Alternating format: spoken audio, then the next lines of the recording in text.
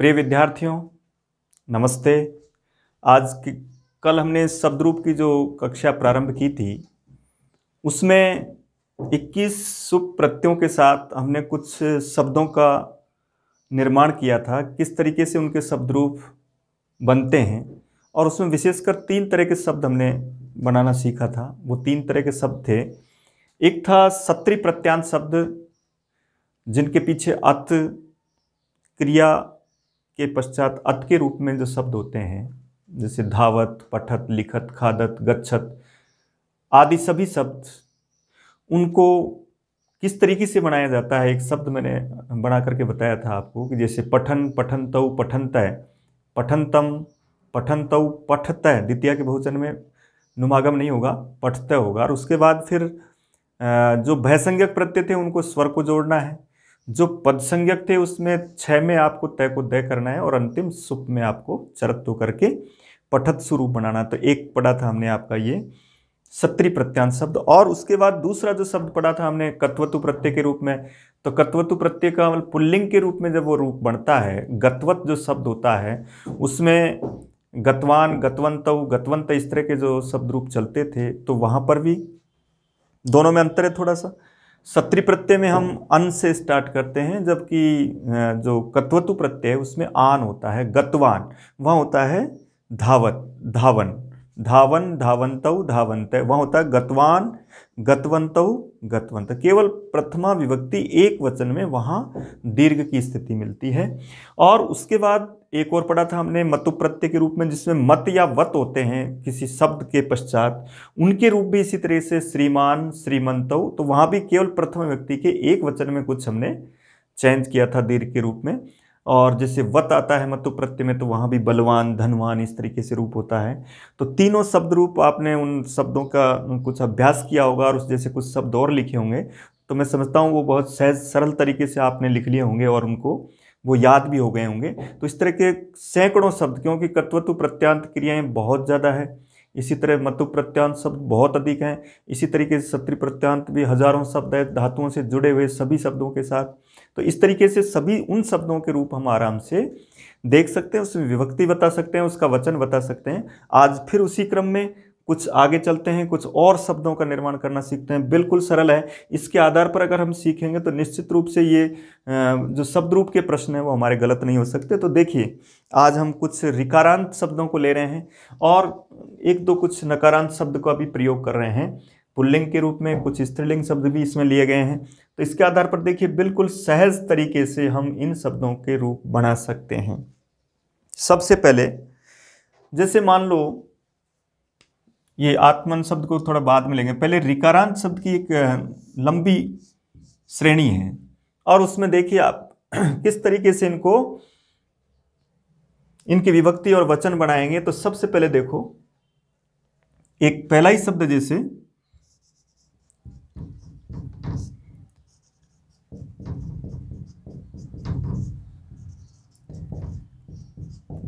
धाता, धातारौ, धातारय, धातारम, धातारौ। अब देखिए, यहां पूरे जितने भी शब्द आपको नजर आ रहे हैं, ऋकारांत शब्दों में 2 तरह के शब्द निर्माण किए जाते हैं, 2 तरीके से। तो उन तरीकों को समझिए, कहां कहां तो वो कौन से तरीके से शब्द बनेंगे और कहां पर उसके विपरीत बनेंगे।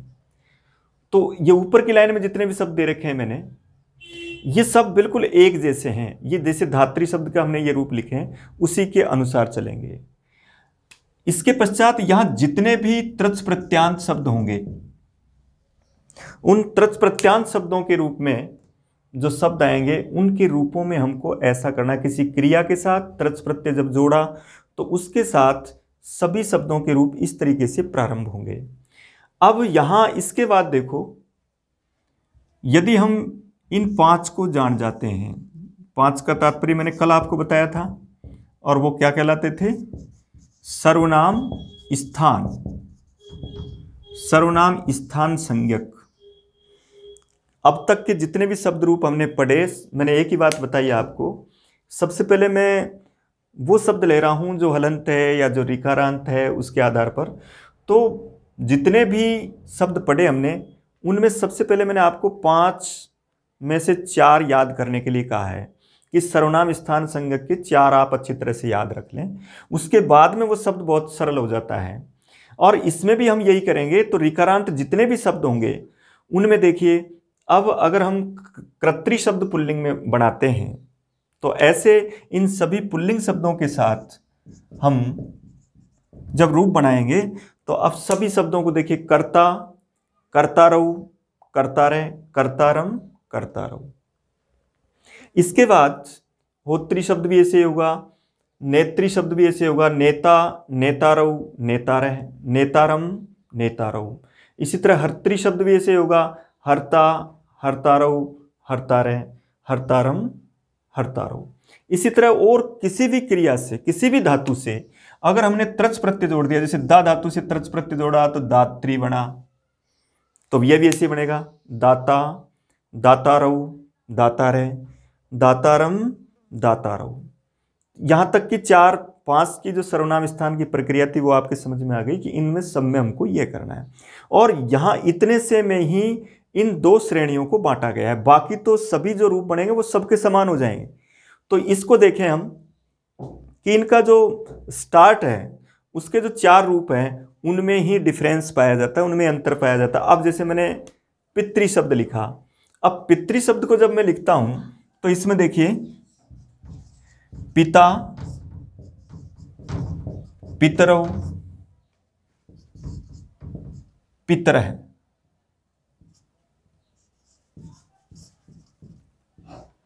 पितरम, पितरौ। केवल ये डिफरेंस है, बाकी आगे के जितने भी रूप बनेंगे उसमें ये पूरे के पूरे रिकारांत शब्द एक जैसे हो जाते हैं। लेकिन अब थोड़ा सा याद रखें कि यहां इसमें देख रहे हो आप, ये और ये तो समान है, लेकिन केवल 3 जगह यहां आ लिखा जाता है, दीर्घ होता है, इसमें दीर्घ नहीं होता है। तो पितृ शब्द में यहां दीर्घ नहीं हो रहा है और कर्तृ आदि त्रच प्रत्यांत शब्दों में दीर्घ हो रहा है। यही अंतर इस तरीके से देखें आप, तो इसके आधार पर ये, अब इसके साथ ही 3-4 शब्दों को याद रख लें कि पितृ शब्द भी ऐसे ही होगा, मातृ शब्द भी इसी तरह से होगा, हालांकि स्त्रीलिंग शब्द है, नृ शब्द भी ऐसे होगा और भ्रातृ शब्द भी ऐसे ही होगा। जैसे माता, मातरौ, मातरः, मातरम, मातरौ। इसी तरह नृ शब्द भी ऐसे ही होगा, नृ शब्द क्या बनेगा, ना, नरौ, नरः, नरम, नरौ। इसी तरह भ्रातृ शब्द भी ऐसे होगा, भ्राता, भ्रातरौ, भ्रातरः, भ्रातरम, भ्रातरौ। तो इस तरीके से यहां आकर के केवल जो अंतर है रिकारांत शब्दों में वो केवल इस सर्वनाम स्थान में। अब इसको 5 को आप इस नाम से याद रखें कि स्टार्ट के 5 प्रत्यय सर्वनाम स्थान कहलाते हैं। और रिकारांत शब्द का जैसे आपका कोई क्वेश्चन आता है रिकारांत शब्द का, तो बिल्कुल याद करने का तरीका यही है, जैसे आपने अपनी स्मरण शक्ति में इसको स्मृति में लाया कि अब मैं रिकारांत शब्द बोल रहा हूं, तब 2 बात याद रख लो कि रिकारांत शब्दों का जो प्रारंभ है उसके सर्वनाम स्थान संज्ञक जितने भी 5 रूप बनते हैं वो 2 प्रकार के हो सकते हैं, कहीं दीर्घ हो जाता है और कहीं दीर्घ नहीं होता है। तो दीर्घ कहाँ होता है, ये त्रच प्रत्यांत जो क्रियाओं के पश्चात जुड़कर के रूप बनते हैं, धातु के पश्चात त्रच प्रत्यांत, उनमें सब में ऐसा बनेगा। और जो कुछ उणादि में जो व्युत्पन्न शब्द माने गए उणादि में, उनमें निर्धारित शब्द गिने गए। एक सूत्र आता है व्याकरण का अपतरण नाम से, तो उसमें जो शब्द दिए हुए हैं उनमें तो दीर्घ हो जाता है, लेकिन यहां उसमें जो शब्द नहीं दिए हुए हैं उनमें दीर्घ नहीं होता है। इसलिए ये व्युत्पन्न जो शब्द हैं उणादि के, पितृ, मातृ, नृ और भ्रातृ आदि, इनमें हमको याद रखना है, इनमें दीर्घ नहीं करना है। बस ये केवल इतना सा याद करते हैं। इसके बाद की आगे की जो प्रक्रिया है वो बिल्कुल सरल है, उसमें आगे जितना भी हम प्रयोग करते हैं, तो यहाँ देखिए अब इतने इसमें जितने भी शब्द का रूप करेंगे हम, अब द्वितीय बहुवचन में देखिए धात्रिन, देखिए अब यहां से देखिए आप रिकारांत शब्द और रिकारांत शब्द के साथ द्वितीया के बहुवचन में दीर्घ री होता है, उसके पश्चात न हलंत होता है। ये सभी में होगा, केवल जो डिफरेंस था वो 4-5 तक था केवल, अब पूरे एक जैसे हो गए। इसलिए सभी में क्या होगा, धात्रिन, कृत्रिन, हृत्रिन, होत्रिन, नेत्रिन, पितृन, नृण और भ्रातृन। मातृ शब्द स्त्रीलिंग है, इसलिए मातृ शब्द में या द्वितीय बहुवचन में मातृ ही रूप बनेगा। देखिए शब्द रूप में ज्यादातर क्वेश्चन आपने देखे होंगे, शब्द रूप का जो भी क्वेश्चन आता है परीक्षाओं में, कंपटीशन में, वहां द्वितीय के बहुवचन को ज्यादा इस पर संकेत किया जाता है, इसको लिया जाता है, ये निशाना होता है कि यहाँ द्वितीय बहुवचन के रूप ही ज्यादा पूछे जाते हैं। यहाँ कारण क्या है कि ऊपर भी जस होता है और नीचे सस होता है, तो दोनों एक जैसे नजर आते हैं, उसमें भी अस्वस्थता है, इसमें भी अस्वस्थता है। तब फिर हम अंतर करना जाने कि द्वितीय बहुवचन में और इसमें क्या अंतर है। तो अब देखिए यहाँ एक ऐसी चीज है जिससे आपको हमेशा याद रखना है कि यहाँ क्या होता है।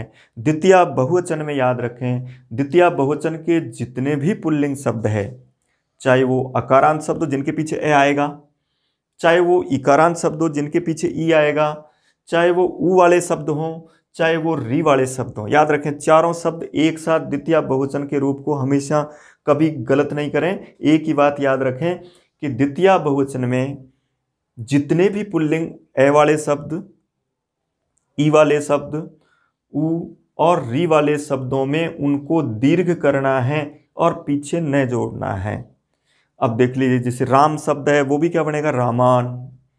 जैसे हरि शब्द है वो भी क्या बनेगा, हरीन। जैसे गुरु शब्द है तो वो भी क्या बनेगा, गुरून। तो लास्ट का न हलंत होगा, उससे पहले जो स्वर होगा उसको हमको दीर्घ करना है। और यही काम हमको स्त्रीलिंग में भी करना होता है, स्त्रीलिंग में भी दीर्घ करना होता है, लेकिन स्त्रीलिंग में याद रखें वहाँ न नहीं आता है, उसकी जगह विसर्ग का प्रयोग होता है। तो यही सबसे बड़ा डिफरेंस है। द्वितीय बहुवचन का कोई भी शब्द का रूप आ सकता है परीक्षा में, किसी भी शब्द रूप का प्रथम स्थान द्वितीय बहुवचन को दिया जाता है, और उसमें आपको, अब आप बिल्कुल गलती नहीं करेंगे किसी भी शब्द के आधार पर। आप कोई सा भी शब्द बनाएं, जैसे मान लो आप सभी शब्दों को देखें, जैसे मान लो आपके पास छात्र शब्द लिखा है, जैसे आपके पास कवि शब्द लिखा है, जैसे आपके पास भानु शब्द लिखा है, जैसे आपके पास नेत्री शब्द लिखा है,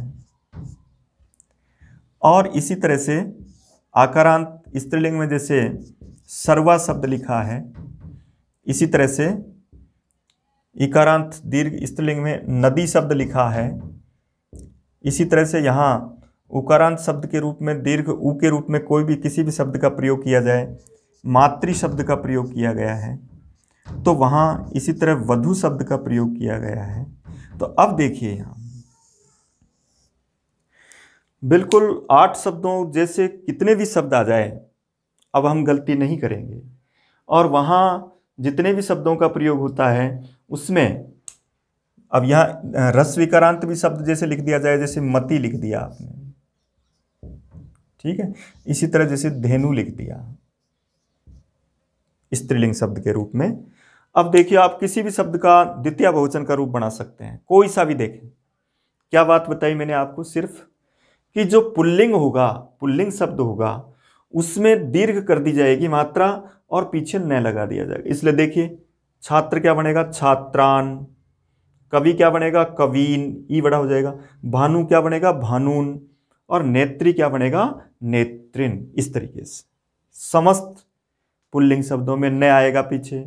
स्त्रीलिंग शब्दों में न हटा दिया जाएगा और विसर्ग कर दिया जाएगा। तो सभी के पीछे ऐसा कर देंगे, सर्वा के पीछे विसर्ग आ जाएगा, नदी के पीछे विसर्ग आ जाएगा, वधु के पीछे विसर्ग आ जाएगा, मातृ में भी री बड़ा हो जाएगा, विसर्ग आ जाएगा, धेनु में भी ऊ बड़ा हो जाएगा, विसर्ग आ जाएगा, और मति में भी ई बड़ा हो जाएगा, विसर्ग आ जाएगा। देखिए कितने शब्दों को हम राइट कर सकते हैं केवल इस दृष्टिकोण से, इस तरीके से इनको पढ़ना है। तो ये जितने भी शब्द रूप में जहाँ गलतियाँ होती है वो कभी नहीं आएगी, क्योंकि कोई भी जो नियम है उसको एक बार स्थायी रूप से उसके साथ 5-7 उदाहरणों को हम बोल लेंगे तो कभी भी वो गलत नहीं हो सकता। इसलिए देखिए यहाँ ये चीज़ें बार बार पूछी जाती है कि मातृ शब्द का द्वितीय बहुवचन में क्या रूप होगा। तो याद रखें ऋकारांत अगर स्त्रीलिंग है तो दीर्घ हो जाएगा और पीछे विसर्ग आएगा। और इसी तरह से अगर ये पुल्लिंग है तो वहां पीछे न आएगा, क्योंकि पुल्लिंग में सस के स को न किया जाता है। अब देखिए इसके आगे तो हम ऋकारांत शब्दों को पढ़ रहे हैं और ऋकारांत में 2 द्वितीय विभक्ति तक हम पढ़ चुके हैं। उसमें प्रथमा विभक्ति के 3, द्वितीय विभक्ति के 2 यानी सर्वनाम स्थान में दो तरह की स्थितियां होती है, एक में आ पाया जाता है, एक में सिर्फ ए होता है।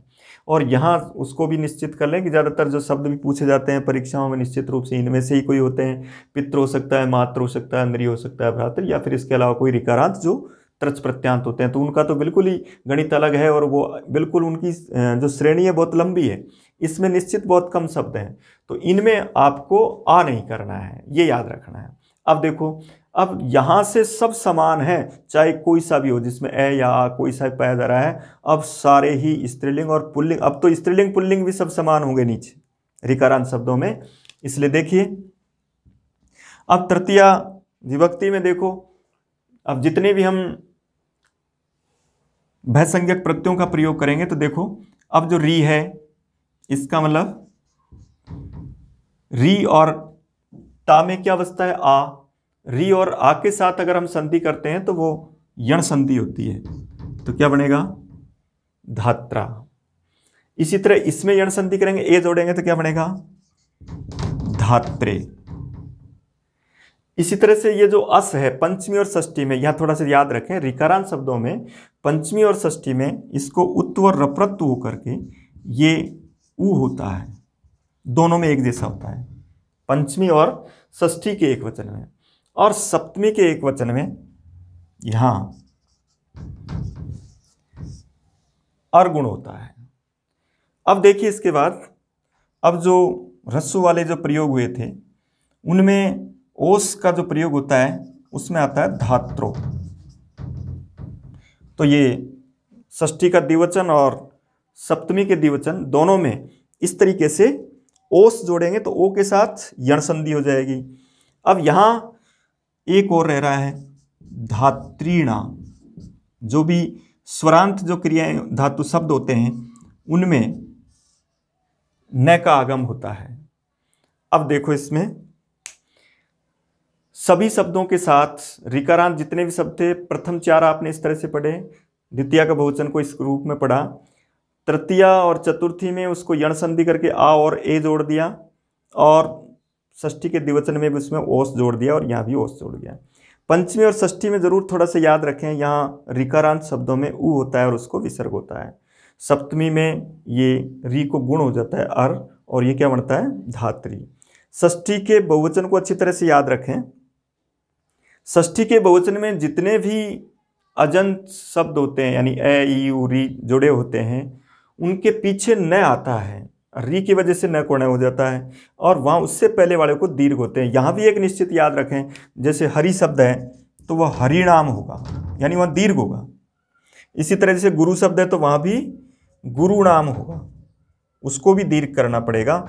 इसी तरह से सभी शब्दों में वहाँ दीर्घ का प्रयोग किया जाता है और उसको नुम का आगम होता है, इसलिए यहाँ इस तरीके से प्रयोग करेंगे। अब बचे कौन, अब सिर्फ ये बच गए जो पद संज्ञक माने थे अपन ने, भ्याम भिस। अब ये तो याद रख लो निश्चित रूप से कि इन छह के साथ ये छह बिल्कुल एक जैसे होते हैं, इनमें तो एक आ गया अच्छी तरह से इन ऋकारांत शब्दों में, तो वो पूरे छह को एक जैसा करना है आपको। तो जैसे भ्याम लिखा तो अब कुछ नहीं करना है आपको, उस शब्द के पश्चात भ्याम जोड़ना है, धात्री भ्याम, तीनों में यही हो जाएगा। और ये धातृभी, और ये धातृभ्य, और ये भी धातृभ्य, और ये धात्रीषु। देखिए संबोधन में हे धातः, ऋकारांत शब्दों में संबोधन का एक वचन, द्विवचन बहुवचन तो उसी तरह से चलेंगे, एक वचन में ये विसर्ग वाला रूप होता है। अब एक बार वापस देखिए ऋकारांत शब्दों को, आप पूरे ऋकारांत शब्द आराम से एक शब्द को थोड़ा सा अच्छी तरह से देखेंगे तो सभी शब्दों को कर सकते हैं। अब जैसे आपको मान लो नेत्री शब्द पुल्लिंग में बोलना है, अब बिल्कुल देखिए एक बार जैसे आपने ये बना दिया, तो मैंने कहा कि इन स्टार्ट के जो ऋकारांत शब्द है उनके प्रारंभिक चार धात्री शब्द की तरह होंगे। तो अब पूरा शब्द बोलिए, देखिए नेता, नेतारऊ, नेतारह, नेतारम, नेतारऊ। अब यहाँ आकर के बिल्कुल सभी एक हो गए। अब ये सारे, चाहे वो आकारांत दीर्घ वाले हों चाहे बिना दीर्घ वाले हों, स्त्रीलिंग को छोड़कर, तो उनमें सब में क्या करना है हमको, इसलिए ये क्या बनेगा, नेत्रिन। और इसके बाद स्त्रीलिंग है तो सिर्फ न की जगह विसर्ग, केवल एक परिवर्तन है पुल्लिंग और स्त्रीलिंग में। इसलिए पितृ और मातृ शब्द में अगर पूछा जाए कि कहां पर परिवर्तन पाया जाता है तो सिर्फ एक जगह परिवर्तन पाया जाता है, वो है द्वितीय का बहुवचन। मान लो कोई इस तरह की कोई कठिन परीक्षाएं ले ली जाती है व्याकरण की, तब इस तरह भी प्रश्न आ सकता है कि पितृ मातृ शब्दयो को भेदः या कस्याम विभक्तौ भेदः अस्ति, तो द्वितीय बहुवचन है, द्वितीय के बहुवचन में अंतर पाया जाता है। जैसे ही द्वितीय बहुवचन पूरा हो गया, अब पूरे शब्द बिल्कुल एक जैसे हो, कोई सा भी शब्द, अब पितृ शब्द लगा दोगे तो भी पित्रः पित्रे, ठीक है, पितु पितु पितरी हे पिता, पित्रो पितॄणाम। और फिर ये भ्याम और सुप वाले जो 7 हैं उनमें तो कुछ करना ही नहीं, उसमें तो उस शब्द के पीछे उस प्रत्यय को जोड़ देना है। और सुप वाला जो प्रत्यय है सप्तमी के बहुवचन का, उसमें याद रखो री के साथ ये मूर्धन्य से आएगा, क्योंकि दंत्य से का प्रयोग केवल ए और आ के बाद किया जाता है, इनके पश्चात ऐसा दंत्य से आएगा। बाकी स्वरों के साथ आपको ये लिखना है, ये भी अच्छी तरह से याद रख लें आप कन्फर्म, क्योंकि कभी कभी यह भी गलती हो जाती है कि हम से कौन सा लिखें। तो ए और आ के बाद तो आपको ये दंत्य से लगाना है, और बाकी जितने भी स्वर उससे पहले आएंगे तब हमको वहां पर क्या लगाना है, मूर्धन्य से। अगर ई आएगा तो भी यही से, ऊ आएगा तो भी यही मूर्धन्य से, बाकी सबके साथ ऐसा ही होगा, तो यहाँ गलती नहीं करें। षष्ठी के बहुवचन में दीर्घ होता है, सप्तमी के बहुवचन में नहीं होता है, अच्छी तरह से याद रख लें। और संबोधन के एक वचन में सभी ऋकारांत शब्दों के साथ विसर्ग का प्रयोग होता है, हे धातय, हे पितय, ठीक है, हे नय, हे भ्रातय, हे धातय, हे कर्तय, इस तरह से सभी शब्दों का हम प्रयोग कर सकते हैं। अब देखो, जैसे मान लो ये कहा गया कि भाई नरी शब्द का रूप बनाइए, तो नरी शब्द क्या बनेगा, ना, नरौ, नरह, नरम, नरौ। अब यहां नृन, इस तरह का रूप। और फिर एक चेंज पाया जाता है नरी शब्द में, यहाँ षष्ठी के बहुवचन में। इसमें क्या पाया जाता है, इसमें विकल्प से होता है, ये नृणाम भी होता है और नृणाम भी होता है। एक अंतर है सिर्फ षष्ठी के बहुवचन में, नरी शब्द में, वो वैकल्पिक है, उसमें दोनों हो सकते हैं, री रस्सु भी हो सकता है और दीर्घ भी हो सकता है। इस तरीके से हम सभी ऋकारांत शब्दों को पढ़ेंगे। तो बिल्कुल आपको याद हो गया होगा कि जितने भी ऋकारांत शब्द है, दिमाग में यही बात याद रखें कि ऋकारांत शब्द एक जैसे होंगे। स्टार्ट में सर्वनाम स्थान संज्ञक जो 5 प्रत्यय, उनमें 2 तरह की प्रक्रिया पाई जाती है। जो तृच प्रत्यांत शब्द होते हैं उनमें धात्री शब्द की तरह रूप चलाना है, और जो उणादि में जो ये व्युत्पन्न वाले जो शब्द होते हैं, जैसे पितृ मातृ नृ भ्रातृ, उनको एक सूत्र विशेष है, उसमें जो शब्द आए उनमें तो होता है। तो हम तो केवल इन चारों को अच्छी तरह याद रखें कि पितृ मातृ नृ भ्रातृ, इनमें ये आ नहीं होता, इनमें केवल पिता पितरौ, माता मातरौ, ना नरौ और भ्राता भ्रातरौ, ऐसे रूप चलेंगे बाकी सब में। और नीचे उसके बाद सभी शब्द समान है, केवल नृ में विकल्प से प्रयोग होता है। इस तरीके से यहाँ किसी भी शब्द को बोलें, अब कोई सा भी शब्द जैसे पूछा जाए, भ्रातृ शब्द का पंचमी का एक वचन क्या बनेगा, तो भ्रातु।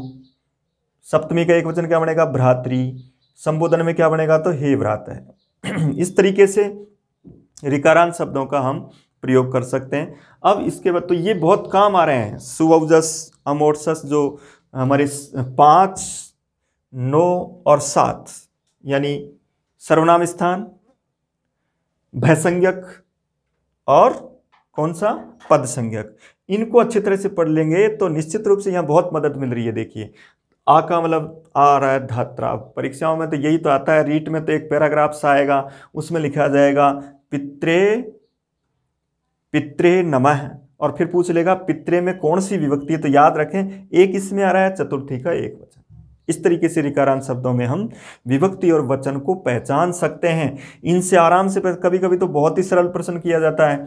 पिछली रीट की एग्जाम में आपने देखा होगा, उसमें एक शब्द आया था कुछ नदीभ्याम, नदीभ्याम ऐसा आया था, और पूछा था कौन सी विभक्ति का है। तो इस भ्याम को देख करके हम आराम से उत्तर दे सकते हैं, इस भी को देख करके उत्तर दे सकते हैं, भय को देख करके उत्तर दे सकते हैं। विभक्ति तो बता ही सकते हैं कौन सी विभक्ति का कौन सा वचन है। अब वो कारक के नियम से फिर चेंज हो जाता है कि तृतीया है, चतुर्थी, पंचमी, लेकिन तीनों में से कोई तो है एक, लेकिन वो विभक्ति के आधार पर, जैसे स आ गया तब तृतीया बता देंगे हम, न में आ गया तब हम चतुर्थी बता देंगे उसके रूप में, ठीक है। अब यहाँ इसके बाद हम ये 2 शब्द और देख रहे हैं, देखिए, आत्मन और राजन के रूप में। तो इसको देखिए अब, तो अभी अपने रिकारांत शब्दों को पढ़ा और रिकारांत शब्दों में बिल्कुल स्पष्ट था कि सिर्फ दो बातें याद रखनी थी हमको सर्वनाम स्थान में, कि एक जगह दीर्घ होता है, एक जगह नहीं होता है। अब देखिए ये दो शब्द इस तरह के नकारांत पुल्लिंग शब्द, एक तरह से सभी इस तरीके से, कुछ शब्दों में कोई विशेष परिवर्तन कभी आ जाता है। तो अब सबसे पहले देखिए आत्मन शब्द को ले रहे हैं, आत्मन, आत्मा। तो आत्मन शब्द संस्कृत में यहाँ पुल्लिंग है, हिंदी में स्त्रीलिंग के रूप में प्रयोग किया जाता है, लेकिन संस्कृत में आत्मन शब्द को पुल्लिंग माना है। और पुल्लिंग जो नकारांत शब्द होते हैं वो आकारांत के रूप से स्टार्ट होते हैं, प्रथमा विभक्ति एक वचन में। यहां इस तरीके से रूप चलेंगे, आत्मा, आत्मानौ, आत्मानः।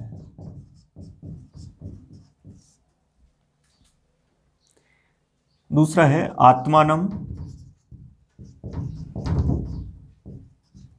आत्मानव। ठीक है, वही प्रक्रिया अपनी चल रही है वापस, कि 5 तक चलेंगे हम सर्वनाम स्थान तक।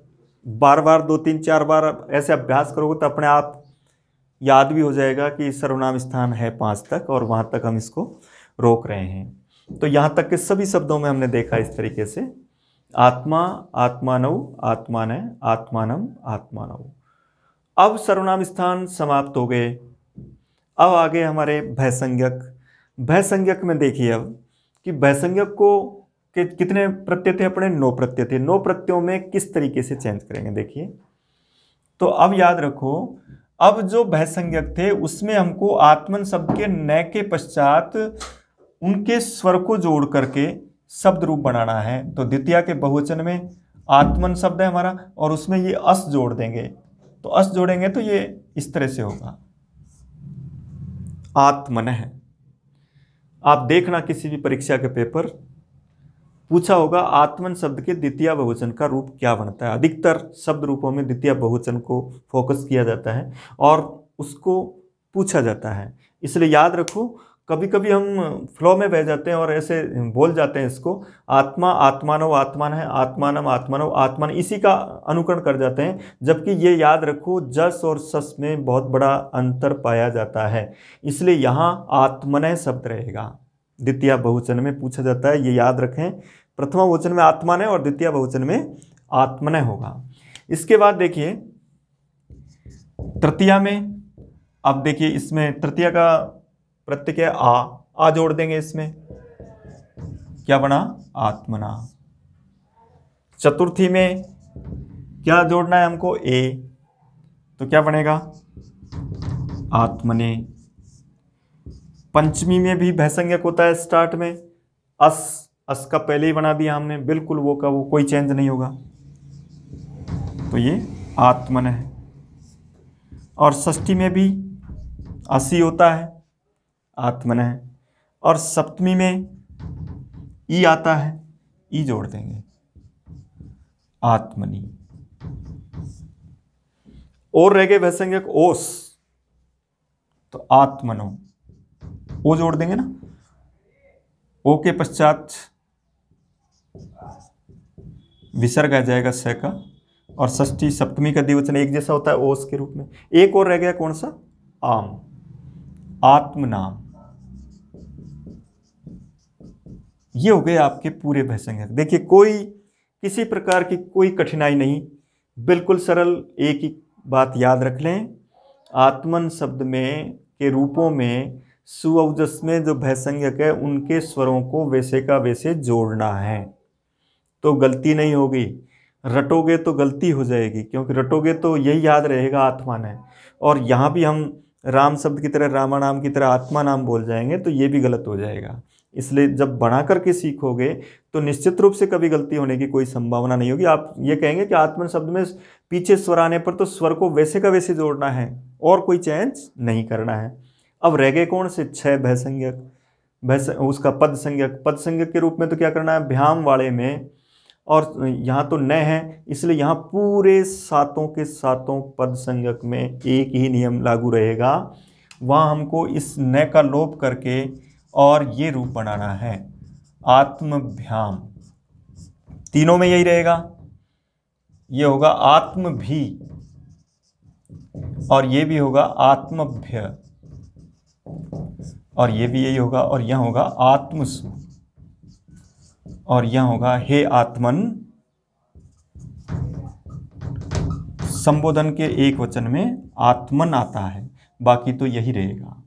तो अब देखिए कितना सरल है, 2 बार देखोगे तो आत्मन शब्द याद ही हो जाएगा।